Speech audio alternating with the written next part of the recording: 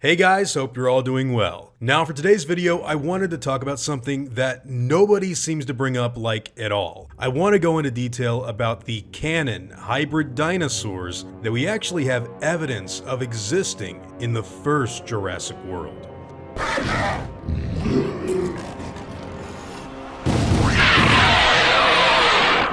So, hybrid dinosaurs have been a thing in this franchise for a long time. While casual fans who only pay attention to the live-action movies may have been surprised to see stuff like the Indominus Rex and the Indoraptor in the last two films, in truth, these genetically created freaks have been around since the 1990s, whether it be the old Return to Jurassic Park comics, the Universal Studios event Project Evolution, the Super Raptor concept from Lost World, the Doomsday Rex Chaos Effect, or any of that other stuff. They've been around for a long time. We just didn't see them on the big screen until 2015. Now, during the events of the fourth Jurassic movie, we of course focus on Henry Wu's newest creation, the Indominus Rex. But towards the very end of that film, when Owen, Claire, and the kids enter into the scientist's lab, we actually get a quick glimpse at some of the other hybrids that the guy had been working on in his spare time. One of them, the Stegoceratops, has been heavily documented and talked about for a long time. If you've been playing any of the games or buying any of the toys, chances are you're familiar with that animal by now.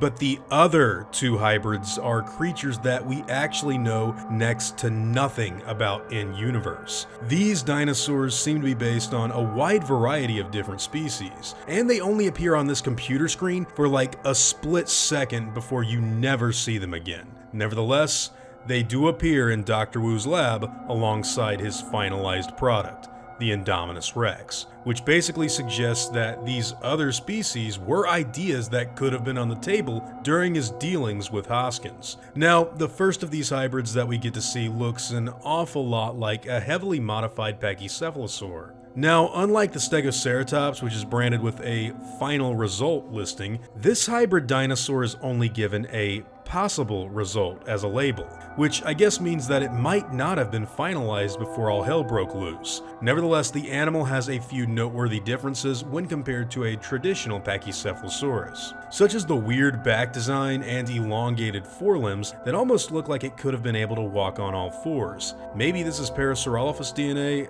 I don't honestly know. But cuttlefish and frog genes seem to have been spliced into its genome as well, which could have given it any variety of different attributes that we really don't know anything about. Now, the other hybrid dinosaur that we can see on screen in Jurassic World is actually much harder to spot, and in truth, we only got to see half of it during a transition on the PC's screen. But this particular asset looks to have been some sort of Therizinosaur clone. While the actual genetic makeup is still up in the air, unless Colin Trevorrow or someone ever comes forward with what it is, the few people that have talked about it seem to believe it to have been blended with something similar to Amargasaurus DNA. The reason this is such a believable theory, in my opinion, is due to the pronounced spines that you can see running down its neck, which, by the way, happens to be extremely long and even ends in a super weird looking head, not too dissimilar to that Gigantoraptor we talked about on the channel a few weeks ago. Now, unfortunately, like I said before, we only get to see the front half of this animal during one of the computer screen's transitions, but what we do see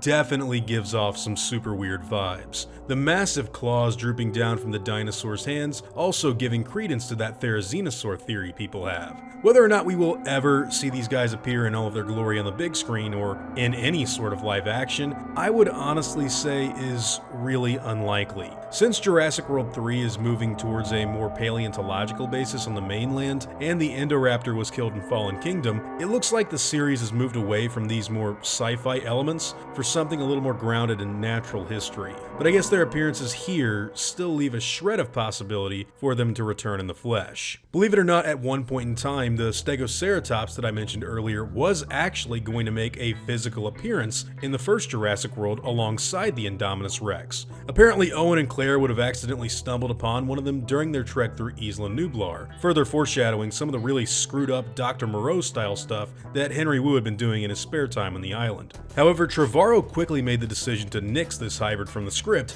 after showing his 5-year-old son the original Star Wars trilogy. In an interesting turn of events, Colin Trevorrow recalled that his son reacted to finding out that Leia was Luke's sister in a pretty interesting way, saying that if Leia is also a Jedi, then that means that Luke isn't unique anymore. This kind of enlightened the writer-director into making the decision to keep the Indominus Rex unique in his film as well, because more than one hybrid in the movie might have given off a similar impression. Personally, I have to agree. I don't really like Leia being Luke's sister, and if you read Splinter of the Mind's Eye...